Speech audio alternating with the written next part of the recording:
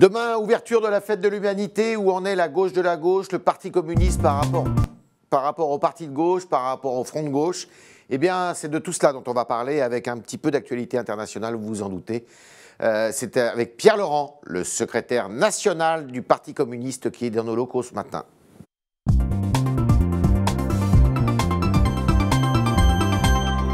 Et par ailleurs sénateur. Pierre Laurent, bonjour. Bonjour. Alors, mais Jean-Luc Mélenchon a dit négocier avec tout le monde à propos de la Syrie, y compris avec Bachar el-Assad. Vous êtes d'accord avec ça? Je crois que l'objectif doit rester celui d'un changement politique, d'une transition démocratique qui écarte Bachar el-Assad. Probablement pour y parvenir, parce que je crois qu'il faut privilégier la négociation politique. Des secteurs du pouvoir doivent être autour dans cette négociation, mais sûrement pas pour réinstaller Bachar el-Assad à la tête de la Syrie. Est-ce qu'il y aura des réfugiés à la fête de l'humanité ces 3 prochains jours? Oui, il y en aura parce que vous en avez invité ? Non, mais vous savez, dans les communes dans lesquelles nous militons et nous vivons, il y en a qui sont accueillis, il y en a auxquels nous avons déjà porté assistance à Paris et ailleurs. Et donc, dans les stands animés par nos militants, il y aura des réfugiés et certains prendront la parole dans un grand concert qui aura lieu avec Tiken Jah Fakoly sur la grande scène de la fête de l'humanité dédiée à la solidarité avec les migrants. Samedi après-midi, grand concert dédié à la solidarité avec les migrants. Vous en avez accueilli à votre domicile, vous, personnellement, des réfugiés? Non. Je n'ai pas accueilli de réfugiés. Alors, sur quel signe sera placée cette fête de l'humanité cette année? On vient d'en dire un mot, le signe de la fraternité. C'est la marque de fabrique de la fête de l'humanité. C'est un peu tous les ans. Mais c'est quand même, dans le contexte actuel, la fraternité, on sent que ça prend une dimension politique très importante. Mais évidemment, l'autre question, c'est la bataille contre le détricotage du Code du travail, vers lequel nous allons manifestement de manière active, peut-être pour certains à pas feutrer, mais enfin la direction qui est donnée, c'est quand même celle-là. Le livre de Badinter. Oui, tout ça converge. Et puis les intentions du gouvernement. Est-ce que ce gouvernement, finalement, joue le jeu des capitalistes aujourd'hui? Je crois qu'il s'est totalement inscrit dans la logique des capitalistes qui leur disent qu'il faut déréglementer le travail pour créer de l'embauche. Nous, ce qu'on constate, c'est que ces politiques-là font de la précarité et du chômage et pas de l'embauche. C'est une politique de droite, le gouvernement Valls? C'est une politique qui est une politique libérale, qui a endossé l'idéologie libérale, la politique de Manuel Valls.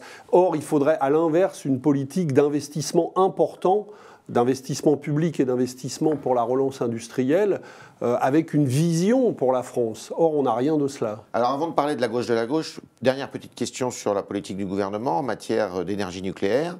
Est-ce que vous êtes pour la fermeture de Fessenheim d'ici à 2017? Non, nous avons dit que la priorité des priorités, c'est ce que nous allons répéter dans la préparation de la COP, c'est d'aller vers un mix énergétique, c'est-à-dire pas une seule énergie, mais plusieurs énergies.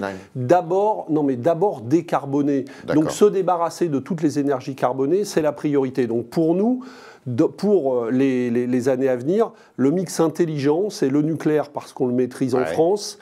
Et là où on met le paquet sur les énergies renouvelables pour décarboner. Vous êtes plus nucléaire que le parti de gauche quand même. Oui, là-dessus, on a une différence, mais qui existait déjà sur ce point à l'élection présidentielle de 2012. Historique. Et vous avez peur de licenciements suite à la fermeture de certaines centrales, évidemment. Mais je pense qu'on a besoin d'EDF et des salariés d'EDF. On devrait au contraire utiliser ces salariés pour maintenir dans la sécurité le nucléaire qui existe, mais aussi d'ailleurs pour les faire travailler dans le domaine des énergies renouvelables. Et je pense que les salariés d'EDF sont prêts à ça. Alors plongeons dans la gauche de la gauche. Jean-Luc Mélenchon aura, comme d'habitude, son stand à la fête de l'humanité. Bien sûr. Vos relations, il paraît que c'est de pire en pire. Non, il y a un débat dans le front de gauche sur la manière dont on va aborder les échéances de 2017. Bon, ce débat existe, mais moi je crois que nous ne le dépasserons pas en mettant à terre le front de gauche. Donc moi j'essaye de préserver l'espace qui explique. Il survit le front de gauche de toute manière. Oui, on va le voir à la fête de l'humanité. Il va présenter des listes aux élections régionales dans la plupart des régions. Qui va faire le grand discours dimanche? C'est moi qui prononce le discours. Il sera derrière vous, Jean-Luc Mélenchon? Non, traditionnellement, cette fois-ci, je serai entouré de nos têtes de liste, des chefs de file communistes pour les élections régionales. On va en parler, justement. Alors, justement, le Front de gauche gauche, ça va pas fort en Ile-de-France, parce que le parti de gauche, M. Éric Coquerel, dit, mais attendez, Pierre Laurent, candidat pour le Parti communiste, cumule des mandats, il est déjà sénateur. Oui, mais j'ai été très clair sur ça et j'ai dit clairement que mon objectif n'était pas le cumul des mandats. Ce qui me paraît important en Ile-de-France, on a réuni 1000 personnes pour lancer notre campagne au gymnase Japy il y a quelques jours. Ouais. Donc on est entré en campagne, ça y est, on s'est mis d'accord hier, on va faire le début octobre un grand lancement public de la campagne. Non, avec le reste du front de gauche. Il y a un débat qui continue sur, mais à Japy lundi soir, il y avait Éric Coquerel, moi-même, Clémentine Autain, et nous avons tous débattu ensemble. Non, les Europe Écologie Les Verts en Ile-de-France ne souhaitent pas, pour le moment, ils ont un vote, je crois, le 15 septembre, ne souhaitent pas faire liste commune avec nous. Donc, ça sera qui le candidat de la gauche, si elle est unie? Moi, j'ai fait une proposition claire pour les élections régionales en Ile-de-France, c'est que nous conduisions à 3 la campagne, avec Clémentine Autain, avec Éric Coquerel, et que je sois le tête de liste, parce que le Parti communiste a des bases qui méritent d'être mises en mouvement pour faire un bon score aux élections régionales. Mais pour moi, ce qui doit primer, c'est notre état d'esprit collectif. Et dans les autres régions, alors comment ça se passe? Parce que qu'est-ce que vont faire les Verts? Est-ce que les Verts vont venir avec vous? Est-ce que vous allez faire liste commune avec le parti de gauche, notamment dans les grandes régions que sont PACA, Nord, Pas-de-Calais, Picardie? Notre ligne de conduite, elle est très claire. Nous, on veut des listes du Front de gauche partout, unir le Front de gauche dans toutes les régions, et quand c'est possible, élargir cette liste et la faire avec Europe Écologie Les Verts. Aujourd'hui, il y a 2 régions où ça discute vraiment et sérieusement avec Europe Écologie Les Verts, qui sont PACA et Midi-Pyrénées-Languedoc-Roussillon. J'espère qu'on pourra parvenir à un accord. Il y a une liste où le Front de gauche s'est divisé, c'est Rhône-Alpes-Auvergne. Donc nous allons construire... un candidat du Parti communiste et un candidat du Parti de gauche. Et il y aura une liste conduite par Europe Écologie Les Verts auquel s'est rallié le parti de gauche. Donc là, vous ne ferez pas cause commune.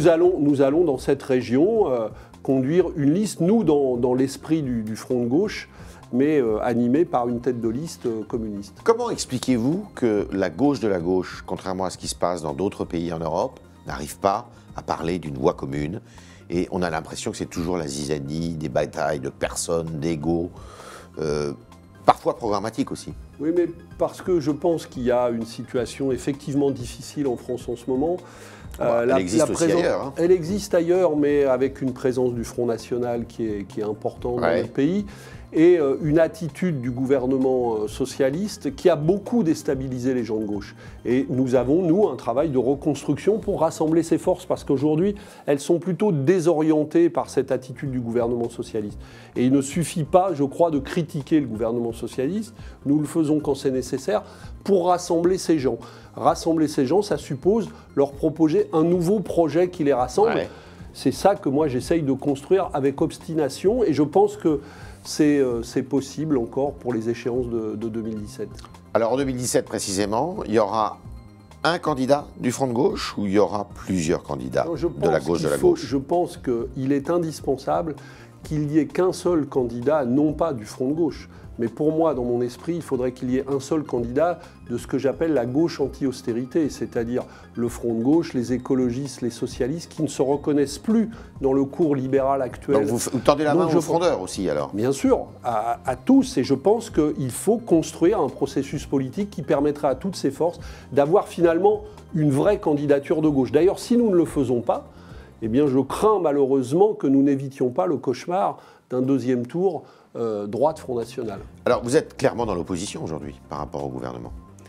À sa politique, c'est clair, bien sûr. Quand je vois que maintenant la priorité du gouvernement, c'est de détricoter le Code du travail, effectivement, je ne me reconnais pas là-dedans. Mais à chaque fois que c'est possible, que ce soit dans une ville, dans une région, dans un département, y compris au Parlement, d'arracher quelque chose dans une loi qui est présentée et qui aille dans le sens de la gauche, nous le faisons. Nous ne sommes pas des partisans du tout ou rien. Et au deuxième tour des régionales, est-ce que vous appelleriez, si c'est le cas se présente, à voter pour le candidat du Parti socialiste? Je crois que le paysage qui malheureusement va se présenter est celui d'un danger de grand chelem de la droite, voire de gain pour l'extrême droite.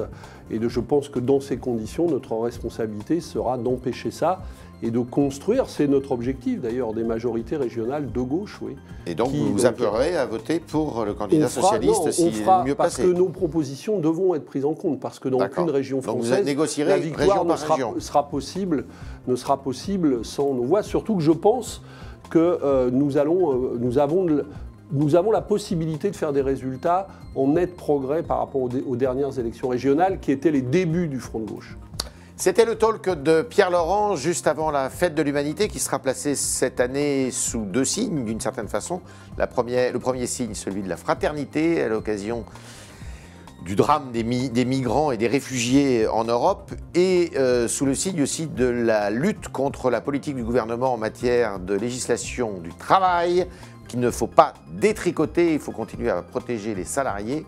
Par ailleurs, Pierre Laurent nous dit que, eh bien, lui, il plaide pour un candidat commun d'une gauche, d'une vraie gauche anti-austérité pour l'élection présidentielle de 2017. Merci Pierre Laurent. Merci à vous.